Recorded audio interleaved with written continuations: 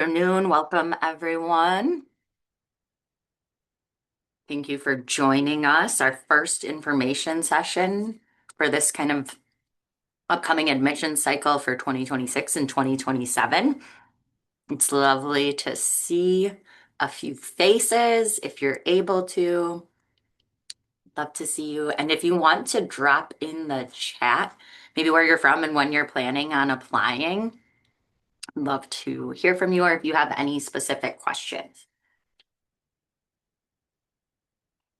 And then, so this afternoon, we'll plan to take about an hour. I'm hoping to spend 45 minutes talking through a little bit more about what Rush University Medical Center is as a larger organization, and then tell you a little bit more about the occupational therapy program and what life as a student here is like. And then we'll transition into our admissions requirement and leave some time and space for the question and answer session. I am recording the information session.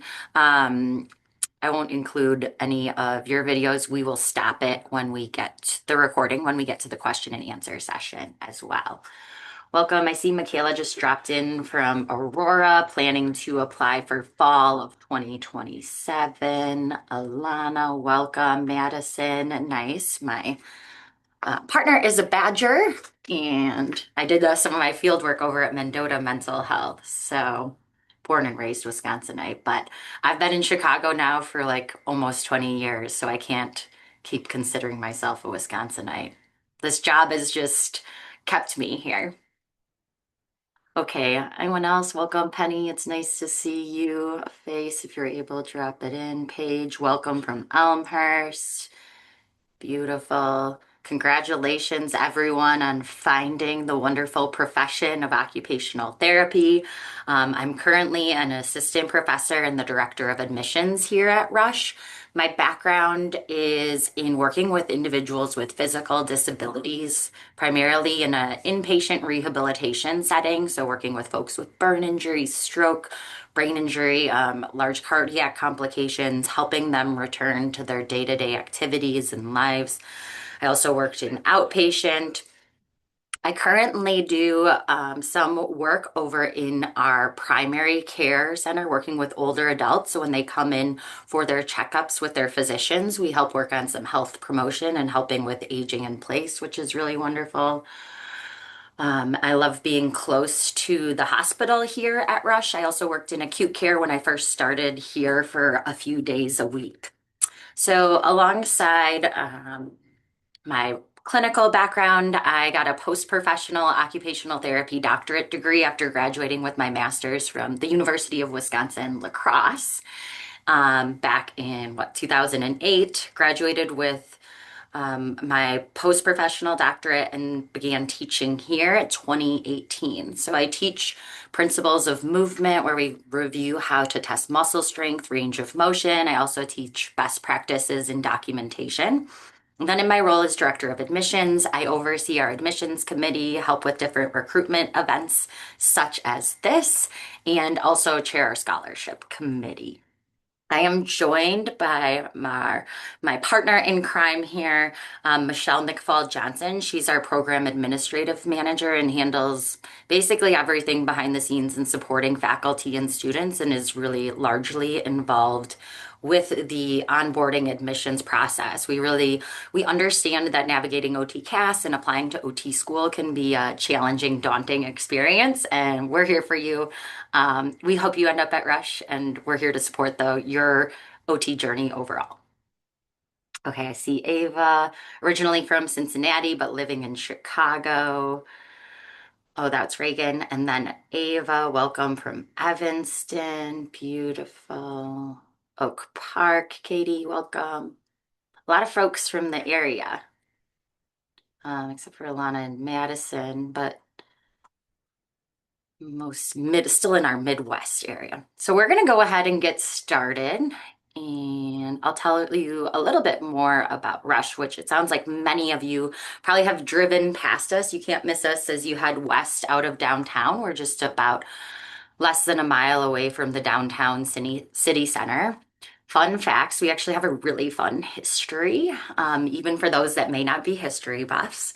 We are the largest and oldest non-for-profit academic health system. So we were founded back in 1837 by Daniel Brainerd, who selflessly named Rush after Benjamin Rush, who actually was the only physician to sign the Declaration of Independence. We were Chicago's first healthcare institution, and we were actually chartered, or we were established as an organization even 2 days before the city of Chicago itself was even incorporated. So we have very long-standing roots here on Chicago's West Side. Our mission is very committed to helping to improve the lives of those that live on the West Side of Chicago, as there's a known age gap between those that live downtown or on the North Side and those that live on the West Side.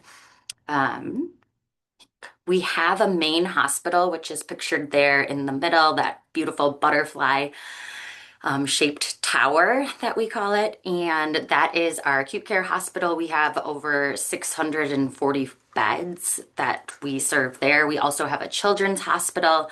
We have a brand new rehabilitation center, which is pictured there at the bottom, where folks can come after their discharge from the acute care hospital, but they can't go home. So we have a large OT, PT speech presence there, and a lot of alumni that work there just down the road, which is really fun.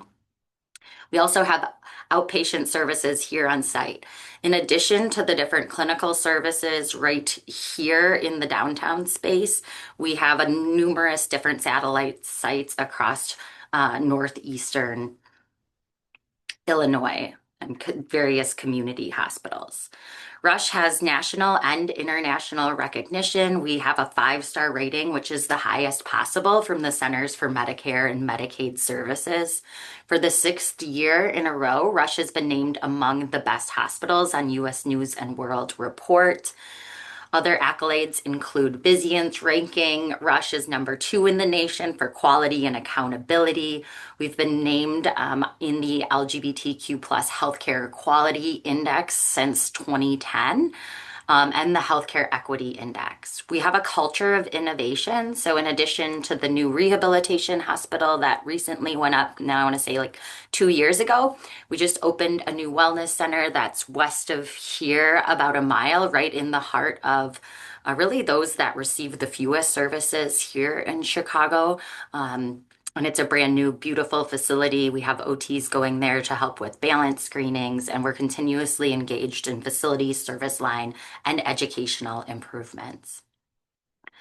And so that's Rush as a big organization. Rush University is part of that big organization. We are a stone's throw away from that butterfly building, and we're connected via a 4th-floor pedestrian way, so we don't even have to go outside in order to get to the hospital spaces. Our students are in the elevators, in the cafeteria, really with the hospital staff, the patients, and their families. So all of the students here within our academic building focus on health sciences. We have a medical college, a nursing college, and a variety of different health sciences programs in our College of Health Sciences. Given our proximity with the hospital, throughout the university, there's a strong focus on clinical integration. Our students are involved in clinical experiences beginning in the fourth week of the occupational therapy program. Also, just given that proximity and the relationship, those clinicians that are practicing occupational therapists, many of them alumni, are coming in and helping out with assisting with labs, making sure that we're keeping our teaching content current, coming over and guest lecturing. Alongside our strong clinical integration, there is a large focus on community service. I mentioned that Rush is really committed to the West Side of Chicago, and they do some really unique things for a large organization, like establish a linens processing facility just on the West Side of Chicago. So that way, not only are we helping to keep people healthy when they have a major accident and are in the emergency room, we're giving folks, through providing jobs locally, access to health insurance, access to improve lifespan just through having more employment opportunities, which is something that I've just found so special and unique about working at Rush, and one of my favorite things about it. And one of the ways that we reflect it here in the College of Health Sciences, we require all of our students to complete 16 hours of community service. And all of our faculty are involved in some form of service and are doing things out in the community, whether that's working with the houseless population, individuals with intellectual disabilities at Gigi's Playhouse. I work closely with students in doing balance screenings in the community. So there are just a plethora of different opportunities. So that's a little bit more about the university. And of course, I have to sprinkle in a little bit more about occupational therapy in that as well. So clinically, occupational therapy also has long-standing roots here at Rush, which clinical services began here back in 1916 by Susan Tracy, right as the profession was being established. So Susan Tracy is recognized as one of the founders of the profession, and she was working right here at Rush, which is very cool. This actually, another fun fact, OT was actually began about 2 years and established ahead of the physical therapy profession, which surprises a lot of folks. So we had academic services. It was primarily like a medical school, and then the formal academic department of occupational therapy was founded in 1986 by Dr. Cynthia Hughes Harris, who is pictured in the bottom left hand. We decided to transition from a master's degree to a doctorate degree in 2017, with the first graduating class then being in 2020. 2021. I was getting mixed up.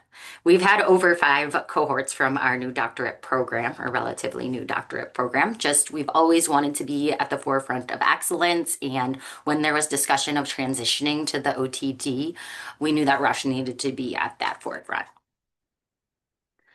So here's just a few snapshots of campus to give you a sense, since we are virtual. On the top left-hand corner is one of our collaborative learning hubs where we have classes.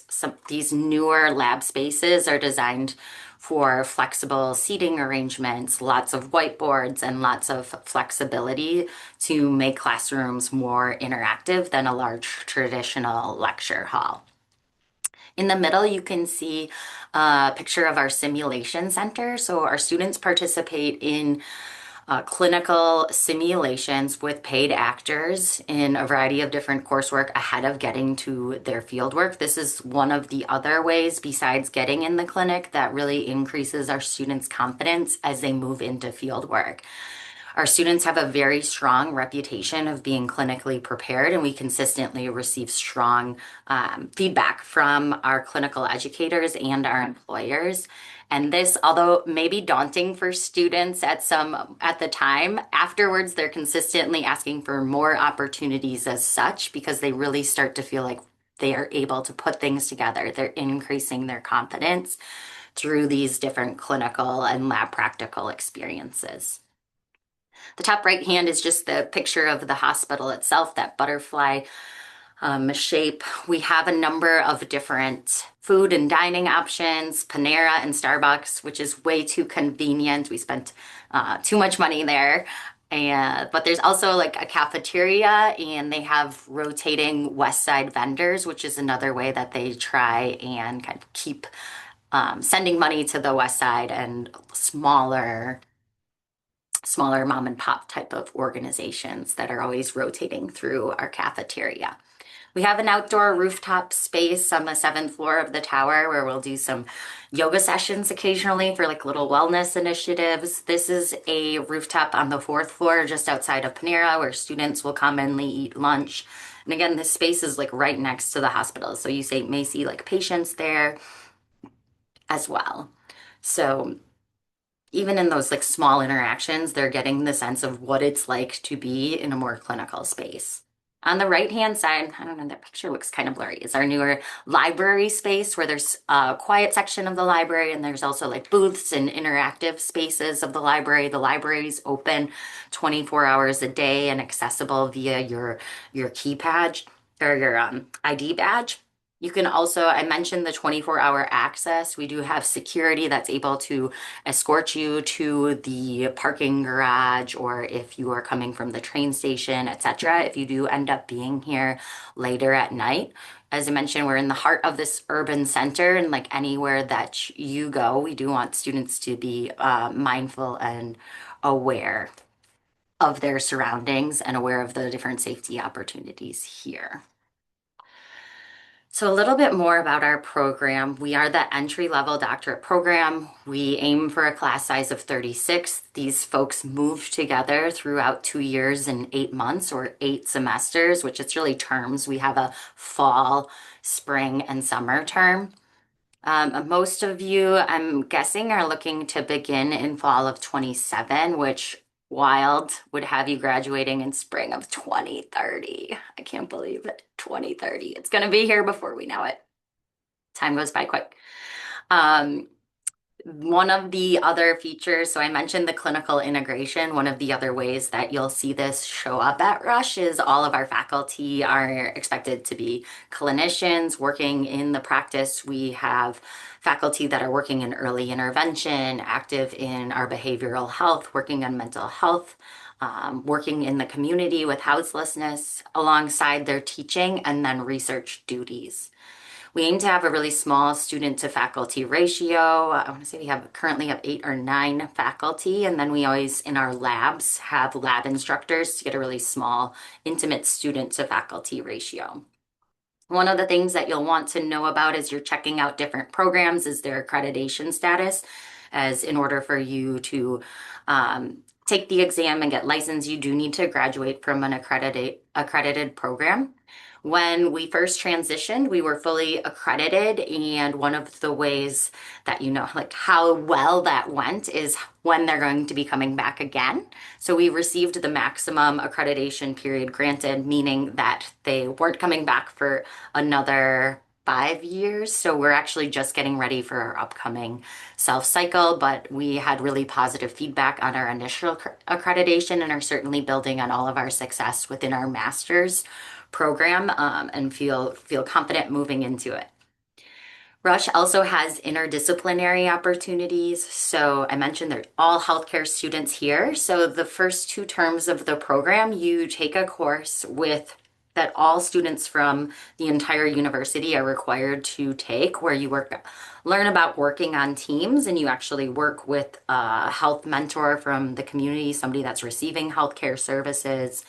And there are service opportunities that are interdisciplinary. We have nursing students come in and help with teaching our students on vitals. So lots of different opportunities to interact with the different professional students.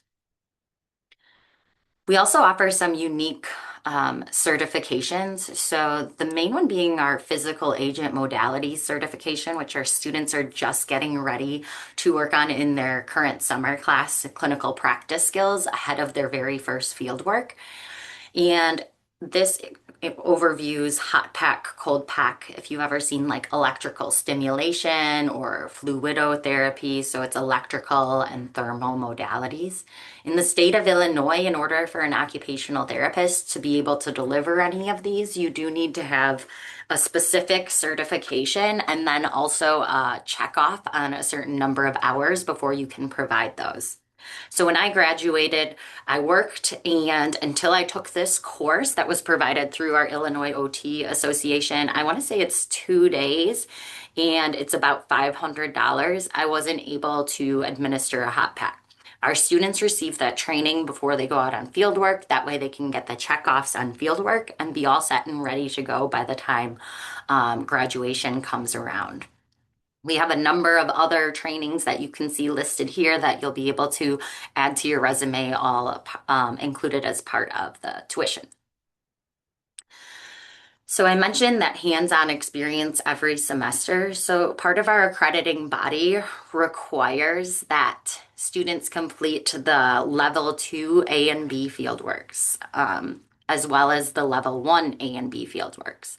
They specify for our level 2 fieldworks that you must have 2 12-week experiences. The level 1 fieldwork, so you'll see that across all programs. The level 1 fieldwork, they really don't specify like an amount of time, and we really spend more time than what I see other programs doing. Those level 1 A and B, we have 2 weeks at a specified setting where you're working 40 hours each week. with those folks. And ahead of that, in order to prepare you the first 3 terms in the program, alongside one of your classes here within the program, you're scheduled to go out to a clinical site nearby before or after class and do a homework assignment that's like applied learning in the class, from the clinical setting as part of your classroom work. I'm currently teaching documentation and goal writing. So students that are going to be going out on their clinical experience are going to have to write documentation and a goal for one of the clients that they see. They're also just helping out with things like adjusting the hospital trays or the armrests, and they're getting involved in the actual OT interventions to the comfort level of the clinician. So they've learned range of motion and manual muscle testing and transfers, and they can start to see those and practice those in real world settings ahead of their fieldwork experiences. This all culminates with the doctorate capstone experience, which may be in a clinical setting if you want to get more expertise or maybe more of a niche clinical setting, but this can also be something that's done in like the academic setting. We consistently have, I think last year, this past spring term, we had about 10 academic capstone students. They're excellent and they're here to gain like leadership and academic experience because that's an interest of them in the long term that their doctorate degree positions them to do. And they'll help with teaching assistants and developing materials for our academic spaces. A little bit more about our academic program. We have the close mentorship with the faculty. So the research groups are small groups of students that work together with one faculty member over the course of 4 terms and culminate with our research poster presentation. You can see in the top middle there, that's our most recent research poster dissemination day. That's myself and a group that looked at the impact of yoga on students' stress levels. And they presented that work at the Illinois Occupational Therapy Conference recently, as well as the American Occupational Therapy Conference in California. And it's fun, like as part of that work over all those semesters, I really feel like I'm part of the group dynamic and like in the group with the students, and you get to know students very well in that capacity. You can also see we recently had almost all of the faculty, I want to say like 6 of the 8 went to our World Federation of Occupational Therapy Congress on that left-hand side in Thailand. So it's really exciting, a lot of different opportunities to present and share your research and your work. Another thing that we like to stay at the forefront of is technology, both within the classroom and thinking about clinical spaces. You can see a student here with Moxie, a social robot that can work on social and emotional skills with mostly children, but also more work with older adults. We have a rigorous anatomy course the first semester in which you're doing lab work with a cadaver. And then we also have our anatomotage table here that students are able to study, and we use it within the coursework. We like to get off of campus as well. You can see our students here doing some outreach, trying to promote the profession to the next generation. Our students go to the Art Institute and participate in a training there on interpersonal skills and communication in healthcare at the Art Institute, which is a really great opportunity. We have the unique clinical, academic, and community partnerships. One of our faculty members is the president at Gigi's Playhouse, which you can see there. Students go to what is the name of that place up there? The Botanical Gardens. I know I saw a few folks that are from that area, right? Evanston, not far. The Botanical Gardens, and they're working on accessible spaces there and learning in the community setting. Okay, so you all are in a nice position. You have choices. You can choose whether to get a master's or a doctorate degree. A doctorate degree, we decided to pivot to that. We feel it is keeping up with the demands and the needs and the advanced skills in healthcare and positions our students to be leaders within the healthcare team.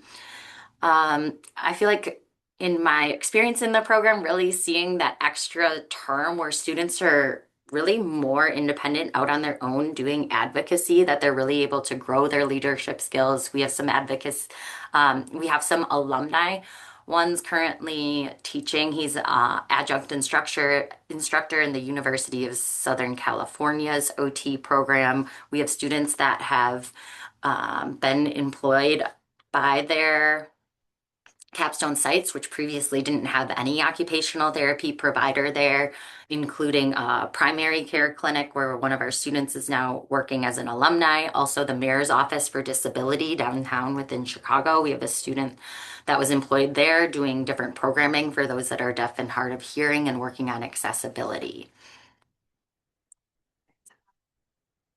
Fieldwork, so I mentioned that our students tend to be very well prepared clinically, which positions us in a strong position as far as getting fieldwork sites, which can be a little bit competitive in Chicago, given we have a lot of different OT programs here.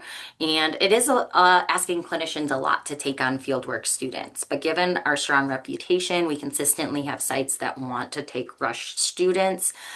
We have sites in 38 different states, plus over 10 international sites, with a total of 200 opportunities each year for the students to choose from.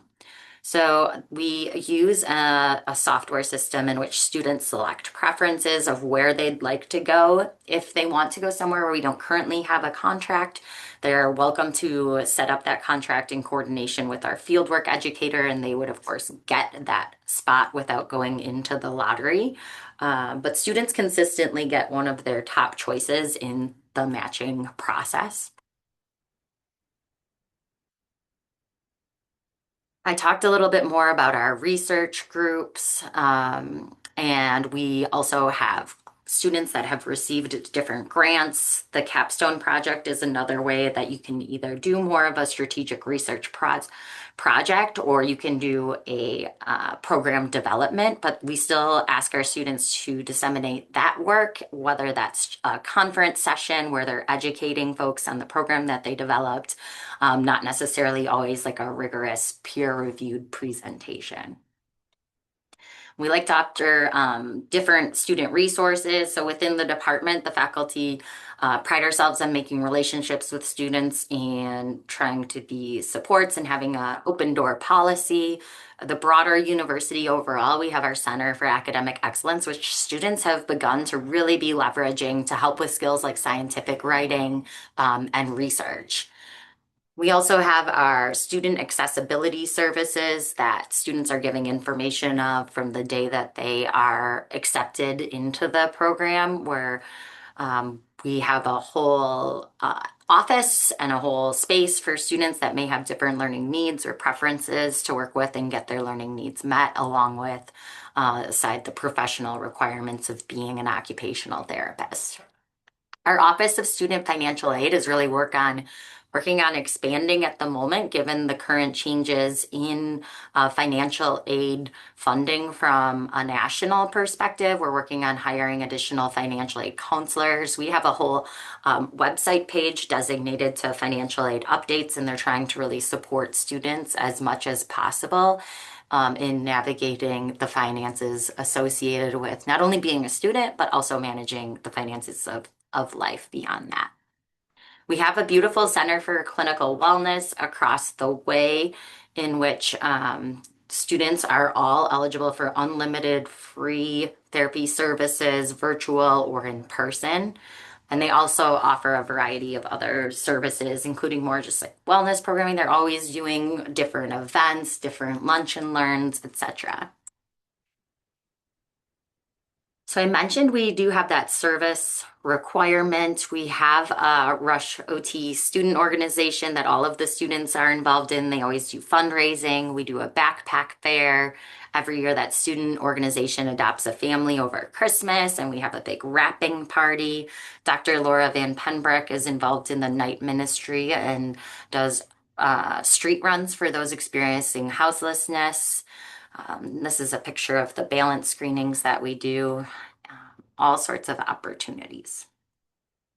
Alongside that, we have a chapter as part of our Rush student organization. That's the Rush OTs in Action, where we have Three of our current leaders there are pictured in the middle, and they partner with the faculty leadership on kind of this more of a flat leadership playing field to try and really keep the faculty accountable and the program accountable for the continuing changing dynamic and needs for promoting racial and ethnic equity. This is part of the national chapter for the Coalition for OT Advocates for Diversity, and we kind of go along. We've been meeting monthly since 2020 when our current doctoral capstone coordinator, former student, she's one of our alumni in the first graduating classes, really established this Rush OTs in action.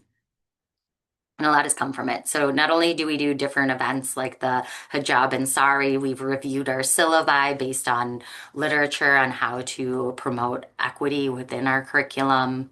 So lots of fun things happening there.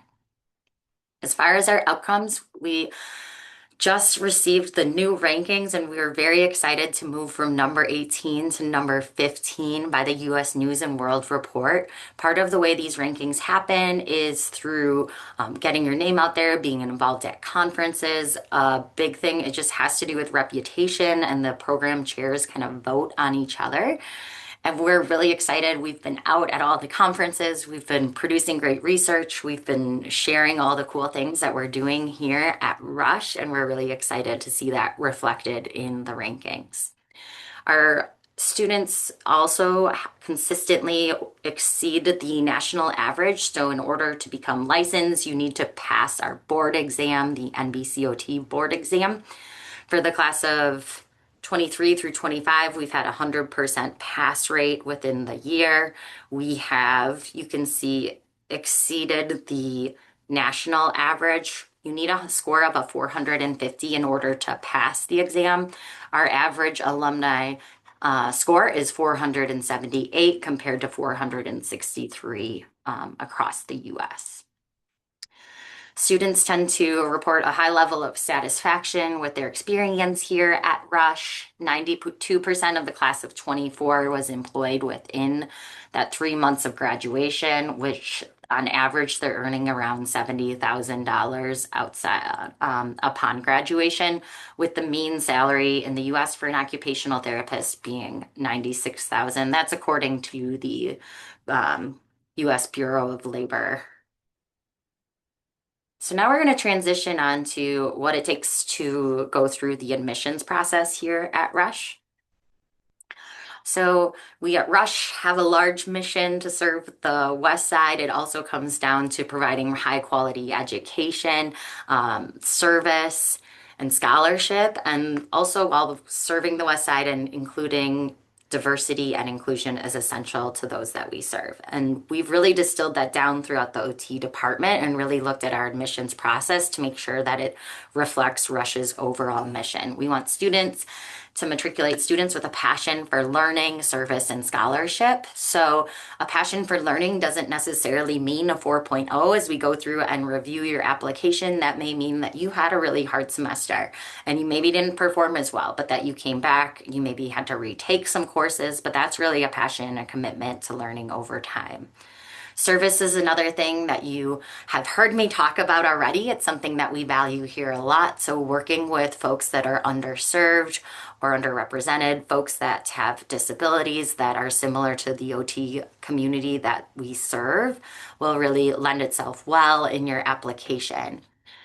Scholarship is primarily talking about any involvement in research or really a curiosity to learn more, like asking a question and trying to find the answer, even if you may not have specific research experience. If you do, that's great. Many of our applicants do not, but that is something that we do consider in our admissions review process. So we require that all of our accepted applicants have completed the application through the occupational therapy centralized application system, which will open in July. I want to say July 16th. You must have completed a bachelor's degree from a regionally accredited institution, and that's at the time of matriculation. You are completely welcome and encouraged to submit an application within your last term, knowing that you'll be graduating. You'll just need to submit your transcripts upon graduation. and ahead of beginning the OT program. That's the same thing with your prerequisite coursework. It does not need to be all completed in advance of submitting your application. You may be accepted and still working on prerequisite coursework or finishing your bachelor's degree. We do require a completed personal statement. OTCAS has a general prompt that's used for all programs, so don't make your personal statement program specific.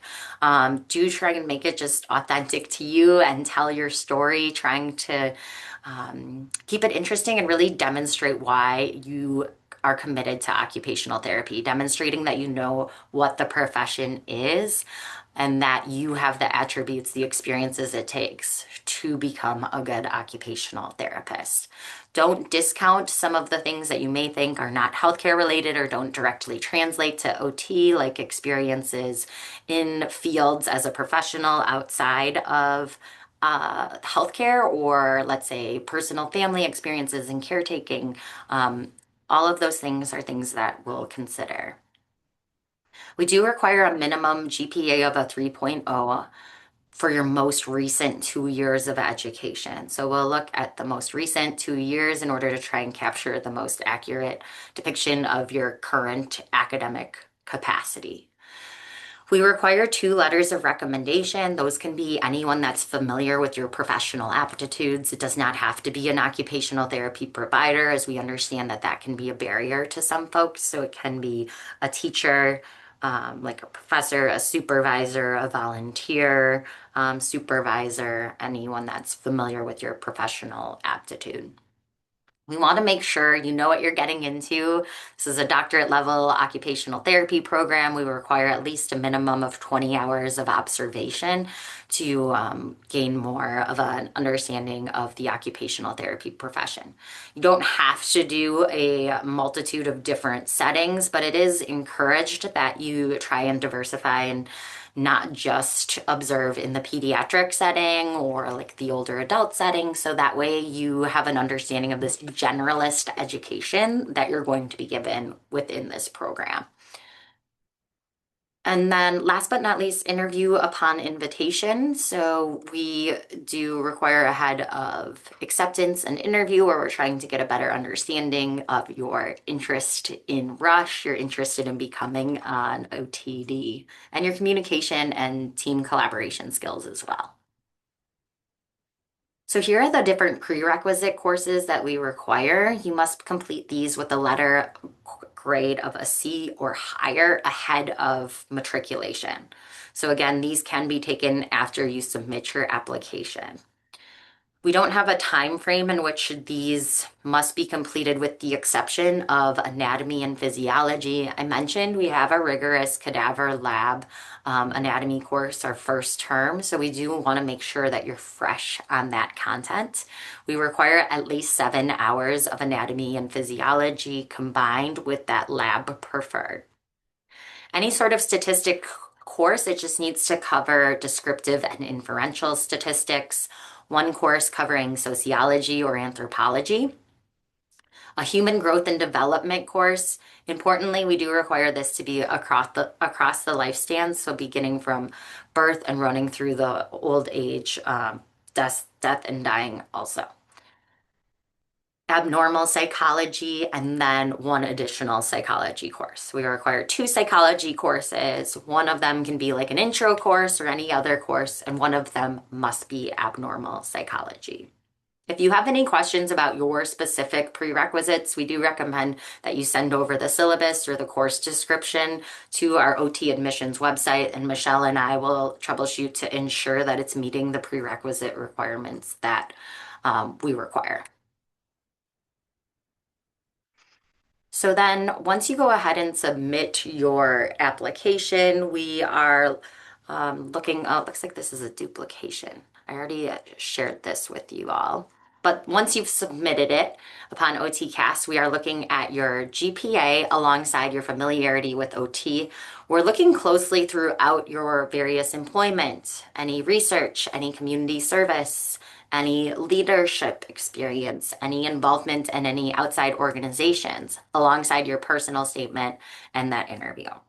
So we take a holistic picture of all of that when we're considering our acceptances.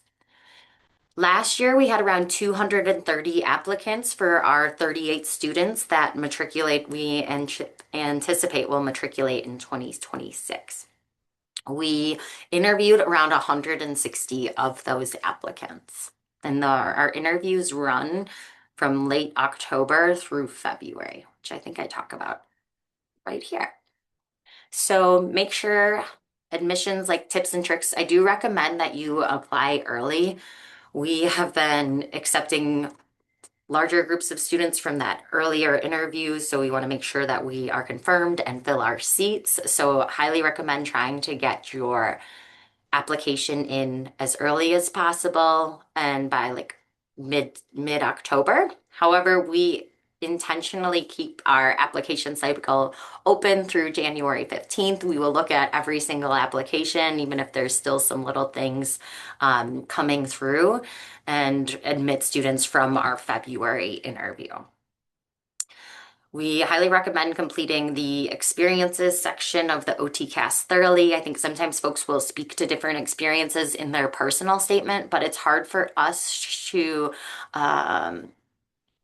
reliably and like have a valid and a consistent, equitable interpretation of the applicants if we aren't given those specifics about the hours and about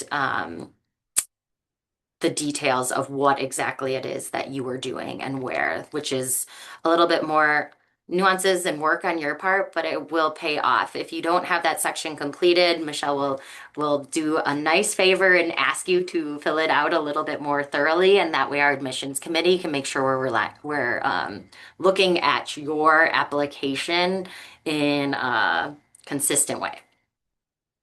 Once you submit your application, do make sure to monitor it on the check status tab in OTCAS. So OTCAS will review all of your transcripts and verify them. And until that verification happens, we will not be reviewing your application. So keep a close eye on that. It typically goes pretty seamlessly, but if you haven't heard anything, make sure that you do double check that. And I'll have more information about Instagram in a little bit. But just as far as the cost, we understand finances are a large decision for many students, and our current cost of tuition for the full program is $123,000, 832. Our students pay a flat rate each of the 8 terms, and that comes out to be 15,479 per term. You'll notice we have no additional lab fees. So on top of it, it is just the flat rate. Many programs have additional lab fees, etc. This doesn't cover like your housing. It does not cover your textbooks as well. Textbooks are able to be purchased, but we also have the library, which is able to help students like secure textbooks as well, as another support and option for our students. We do require that, or to submit for financial aid, completing the free application for federal student aid. We do have financial aid come to our interview sessions just to increase the transparency of the cost and your options for funding your program. From what we know, things are very dynamic at this moment, and I am not necessarily the expert in that, but we do connect you quickly and make sure that our financial aid office is front and center and interacting with our prospective students. We do have scholarships that are available within the department. For the incoming cohort last year, we were able to award over $350,000 to, I want to say probably 12 different students in the incoming cohort. Additional scholarships are also available to students throughout the curriculum. For the incoming students, all of the scholarship allocation is really guided by that same holistic review used for admissions decisions, and there's no further application that you would need to complete. We have traditional scholarships in the form of you would receive the $20,000 and then no further expectations. Those run over the course of the first year. And then we also have the graduate assistance. So we have awarded 7 graduate assistantships to students for the amount of $20,000, in which those students work to support faculty approximately 6 to 8 hours per week, helping them with different classroom activities or research activities. Additionally, we have our College of Health Sciences Leadership and Allied Health Professional Scholarships. So those are also awarded based off of overall application strength, but also if you feel that your background uniquely aligns with the Rush OTD mission, make sure you complete the optional program essay in OTCAS. There's a prompt in there kind of asking you to demonstrate that. And that, along with our review of your application, would deem you as eligible for that scholarship. Let me know if you have any questions as you go into your application process.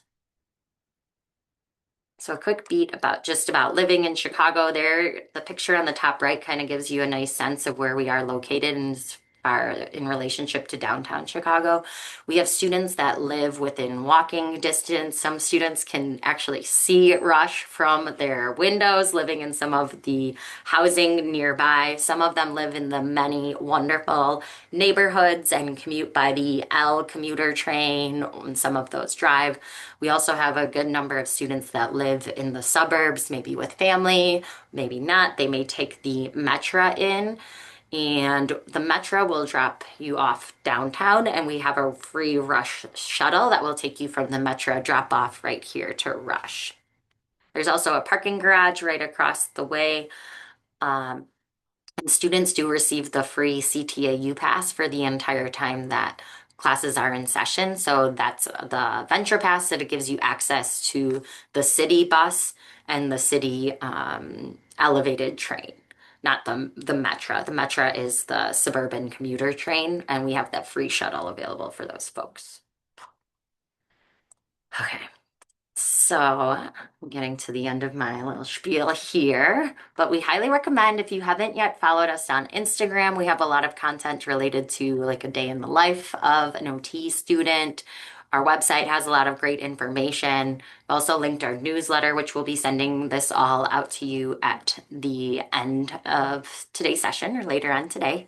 If you're interested in knowing more of what our capstone students have been up to, we also have that capstone site. This is actually the same one. I forgot to delete that. So my first one in this new session. We also have a fun YouTube page, which is included in this slide, where we go through different alumni question and answer sessions. We're getting ready to do those, launch those for the upcoming cycle.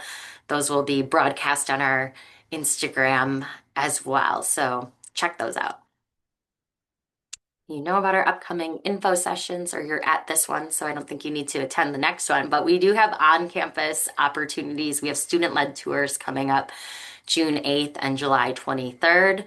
We also have an open house, which is a little bit more expansive of an opportunity where students will do some more interactive activities and get to know faculty and have the student Q&A. So swing by, or if you're going to be around Chicago or around Rush and it's not during one of these times, please shoot us an email and we can either connect you with ourselves, faculty member, or current student to show you around Rush. As I mentioned earlier, we understand navigating the admissions process can be a lot of hoops to jump through, a lot of logistics, and we are here to support you. Do not hesitate to reach out and shoot us an email. We're pretty responsive via email. And I just want to thank you for your attention and your interest in Rush and congratulate you on finding the wonderful profession of occupational therapy. And then I'll stop our recording. Not that.